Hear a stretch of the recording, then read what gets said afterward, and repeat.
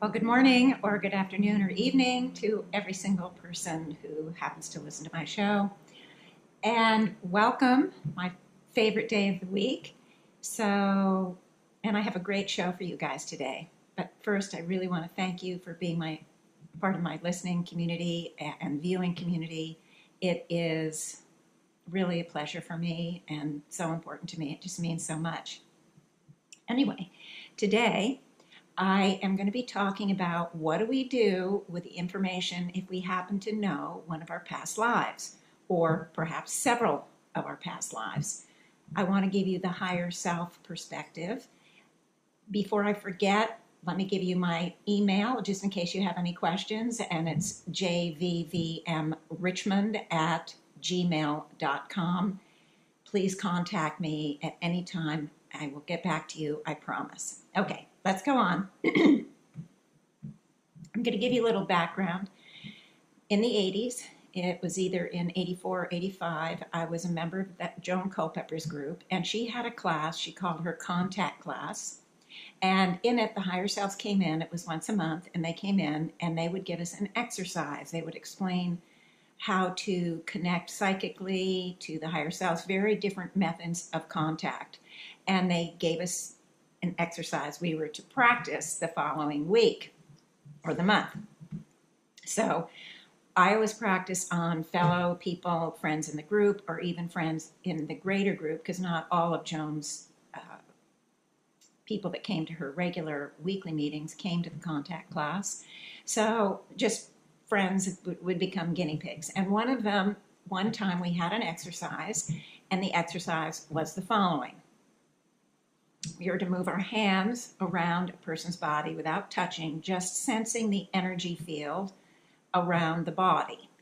And we were to, if we felt any change in the energy, either something more intense or less intense or warmer or colder, any kind of shift in the energy at whatever area, we were supposed to go in and tune in and see what we could pick up from that area. So I called my friend Gary. He was a member of the group, and I said, can I use you as my guinea pig? And he said, sure. So I went to his place and felt all around and felt a couple of areas that were warmer or colder. But the one area that was particularly different was the shoulder, the left shoulder.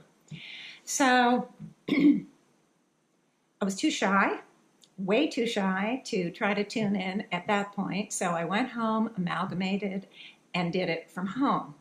And I got a past life, the first ever in my journey. You probably remember that I was pretty much a rock when I started this journey. And this was one of the very first things, this contact class helped me get a couple of things. I got very little in most of the class, but this one I got, and it was powerful for me, very powerful for me in the sense that it was opening a big door. But I got a life for him, and he was an officer in the Civil War, and he was an officer in the South, not in the Union side, but in the rebel side. And I saw him, it started out at dawn, just before dawn or just at dawn, and a shot, he was asleep in his tent, and a shot rang out, and he woke up with a bolt, and he just knew that something was happening, something happened to his sentry. Now, they didn't have snipers exactly in those days, but he was very concerned. He just jumped out of bed or out of the cot or out of the whatever it was, ran out of the tent, had his, old-fashioned looking type underwear on, no boots, and just ran across this field to see if he could help his sentry.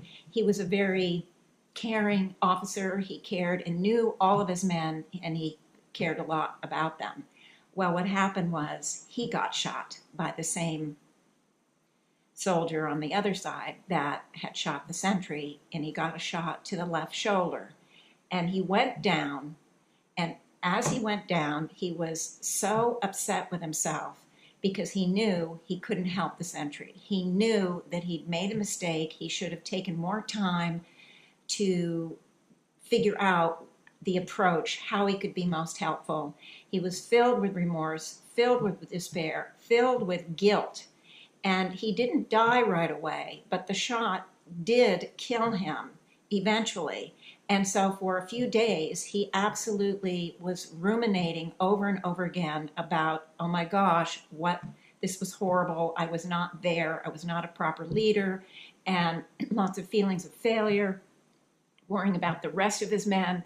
And he just died in a state of despair and guilt and just miserable because he felt he didn't do his job. Okay. So I get the life. I'm like, all right, I'm going to call. And Gary's wife picked up. And so she said, oh, tell me, what did you get? So I told her about the life. And she said, oh, we already know about that life. When we were living in New York, we went to 2 past life readers. They both told Gary of that life. What else have you got? Oh, she did say, we actually were able to verify it. This was back in the 80s, remember? No Google then. She said, we went to the library and we looked it up and there was an officer, and she actually gave me his name at the time, but I've long since forgotten it. She said, we verified and he did die from a shot to the shoulder. And and here I am thinking as she's saying this, whoa, oh my God, oh my God, oh my God, because I've never gotten anything. But she was so disappointed that I hadn't gotten anything else because they already knew about that life. So I came away from that call, on the one hand, feeling like, hey, maybe I can actually do something, get something, pick up something. But on the other hand, I felt like a failure. I felt like I disappointed, and I was upset. You have to remember back then, I was so new at it. A lot of these issues that came up for me that don't come up much anymore because I've neutralized so much. But anyway, I just made peace with it and thought, at least it was a good thing for me. Well, I don't remember exactly if it was the next day or within a few days. I spoke to Gary, and I don't remember if it was a phone call or whether it was at the group. He said to me something along the lines, and I'm sure I don't have it exact, but something along the lines of, okay, this is the 3rd time I've gotten this past life, clearly proving that that life existed and there was a real person. The fascination with being able to validate my past life, that really wasn't the point. He said, now that I'm a member of Joan's group, I understand that, hey, I need to do something more than that. I need to, all of those deep emotional issues that I died with, I need to neutralize those. I need to dissolve all of that because it's coming into my life now. And he could relate to guilt and feelings of failure and several of the issues and the despair. He could relate to that, even though in this life, I believe he was a lawyer, attorney at that point. So he kind of did this 180. He said, I've now been given the same life 3 times. There's some significance of that. So what I'm here to tell you guys, what I'm here to explain is, Gary, it took 3 times. That, in fact, when we have the opportunity, whether it's me picking up a lifetime for someone or whether it's you get it from somebody else, it's a way that the soul communicates to you. 3 different people who were tuning in got that same life. Why is that? We've had hundreds and thousands, if not millions of lives. Why that same one? Because it was important. The soul kept saying, hey, pay attention. Pay attention. There's something about this life that's bringing forward into your life now, because those energetics, as he was dying, were so intense, so painful. All the emotions, all the beliefs that he took away, imprinted very deeply into his soul, and he, at the soul level, didn't want them anymore.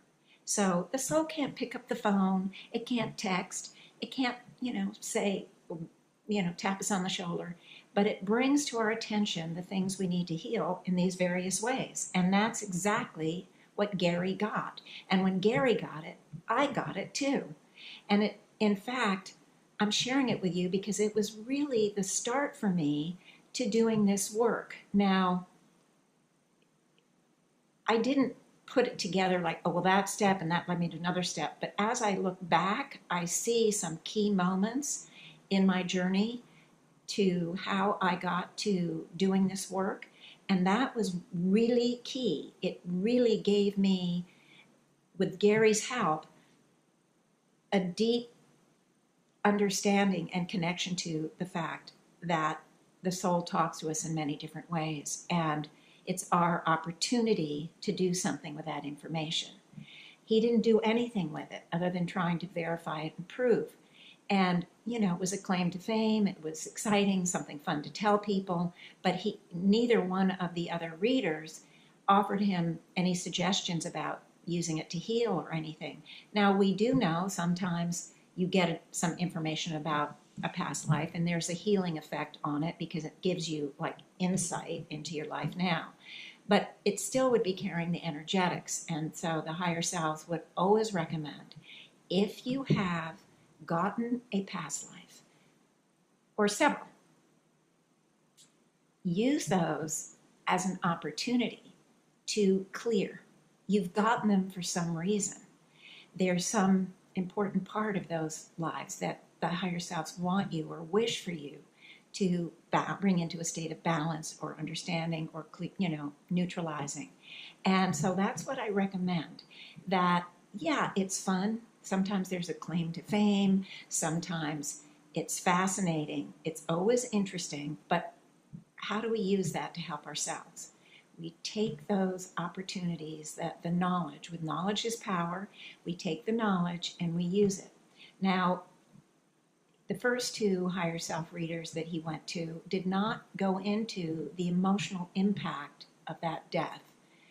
I did. I got big hits on it, and that was the main focus of that lifetime.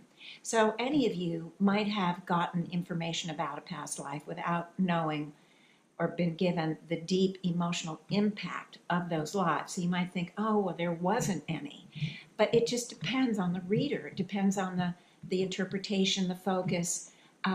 It depends on so many factors. So I want you to just imagine, well, if I had a lifetime as XYZ, how would it feel emotionally? What about that life would have been disturbing or upsetting or difficult or stressful, or how would I suffer in that life? And literally make it up. And 9 times out of 10, 99 times out of 100, you're going to be pulling out exactly. You think you're making it up, but you are exactly pulling out what that lifetime is trying to tell you. For me, when I would, for my clients, I used to get what the higher selves would call the perfect storm lives, if I got a past life. And in those sessions, or with those clients or people in the meetup group, whatever, or on the radio, it meant that particular life was carrying so much that imprinted and became either a part or a start of a soul scramble. And that's why they gave me that past life. And so in my sessions, or my readings, my healings, my soul scans, if I came up with a perfect storm life, I must always spend much of the time just on that life, because usually it's very complicated. Lot of stuff feeding into it, like a perfect storm, Now my sessions have expanded, because now, for the most part, even though I'm perfectly capable of getting past life information, I've done it hundreds of times, the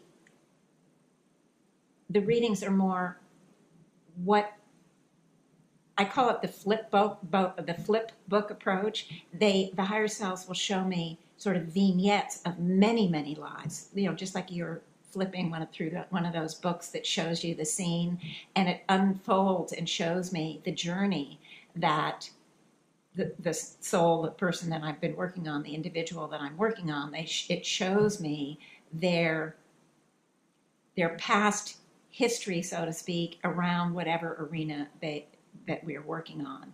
And so now when I go in, I'm not just working to help neutralize and help the individual clear one life.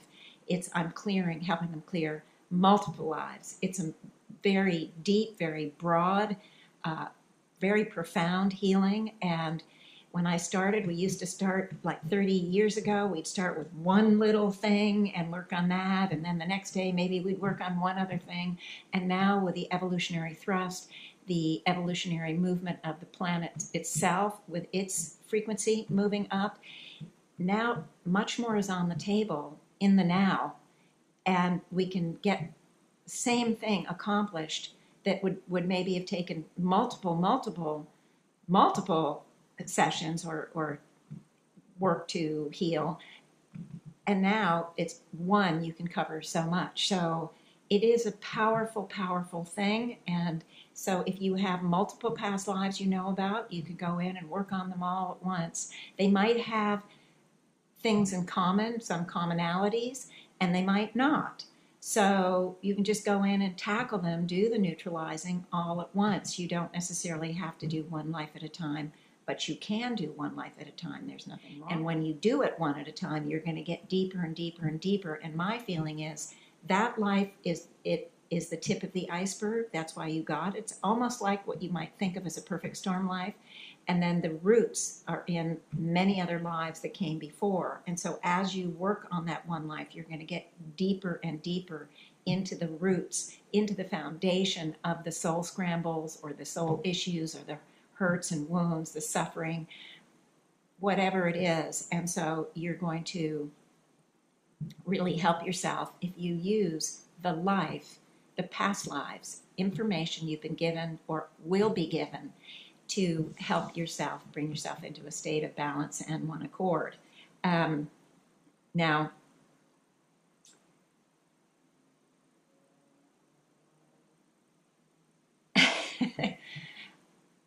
that went really quick. That's what I was going to talk about for the whole time. I just don't have a sense when I put everything together. I don't much have a sense of how long it's going to be. In case you've noticed, sometimes I go over and sometimes under.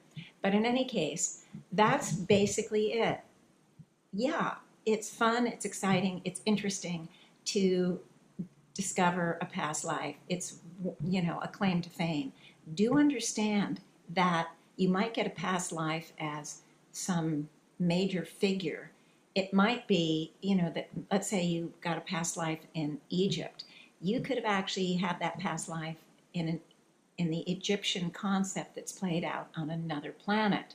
So that's why we have a lot of confusion and a lot of contradiction with past life stuff about how it was or how it will be, future lives, etc., because there's so many planets and we've been on so many planets, hundreds and thousands, and they all have the same concepts infused. And so they play it out, but they play it out in different ways. So, for example, when people talk about Atlantis, there's a lot of different information about Atlantis because the Atlantean concept, guys, is on every planet that houses life forms. And for various reasons, which I'm not going to go into, the concepts can play out very differently. So, anyway, just be aware of that fact, but you can still, if you get a life, whether you know if for sure it's on this planet or not, doesn't matter. That was just a little aside, since I just figured out I've got tons of time left. I'm going to wrap it up anyway. It's no worries. I don't have to go a half an hour. But no matter what kind of life you get, please, please work on neutralizing it and understand that if you get lives where you're suffering, where you're a slave, where you are an indentured servant, where you are abused, where you are, having some very horrific time, don't be upset by that.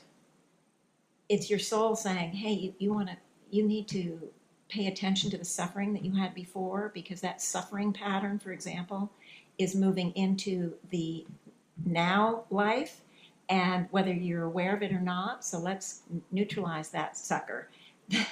So don't feel disappointed if you have lives that are not some famous person, that kind of thing. a friend of mine got the information that she was Anne Boleyn and in a past life, and she just, first of all, she wasn't sure if she could wrap her head around that. She never went into locking down that she was Anne Boleyn, but the effect that it had on her in this life is because she was beheaded by Henry VIII. In case you guys don't remember, she was beheaded. She decided that she would never be beautiful again because she felt it was her beauty that led her into that situation. And there were other issues too. And so what she did was she worked on neutralizing this need to reject who she was as Anne Boleyn because it led to her being beheaded. And she worked on all the issues that were in this life. Whether she was Anne Boleyn or not didn't matter. It was the issues behind that life that were important to work on, because otherwise she felt she wouldn't have gotten it. It might not have been Anne Boleyn, it might have been some other person in a similar situation, and that wasn't that important to her. But in any case, take what you got, take what you might get in the future, and work on it. Now, the higher selves do say we do not need to know any of our past lives.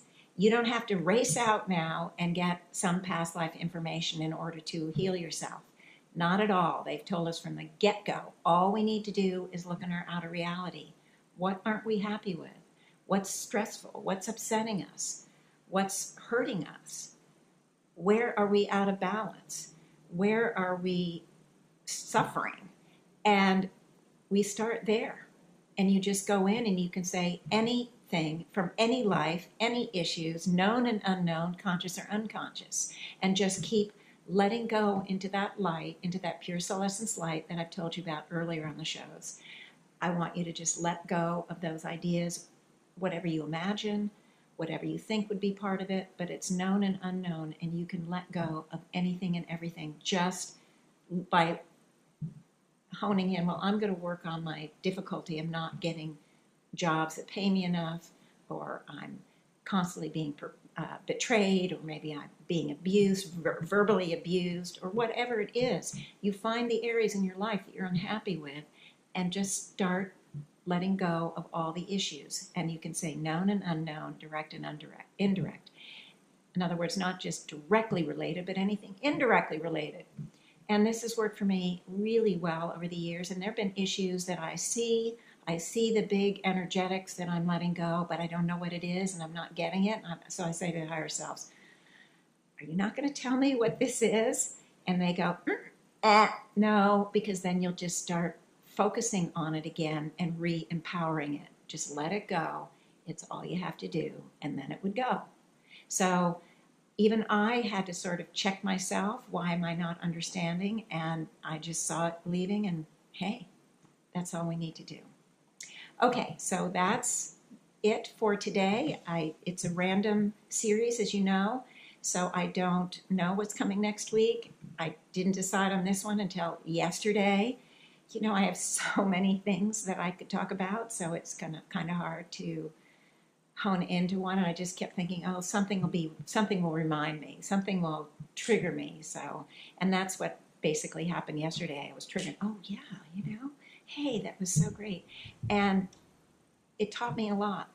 That situation way back, and I don't know if it was 84 or 85, because the contact class started end of 84 and it went into the 85, and I just love that class. And when at some point Joan did stop it unexpectedly, and I was just devastated. But I had enough help from that class that it did get me started in little ways.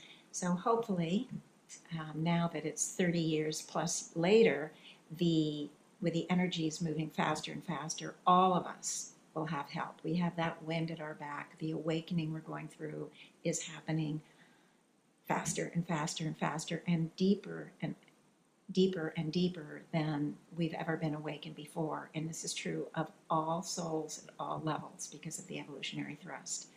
Okay, so with that, I am going to wind down the show. Thank you so much, and we will talk again next week.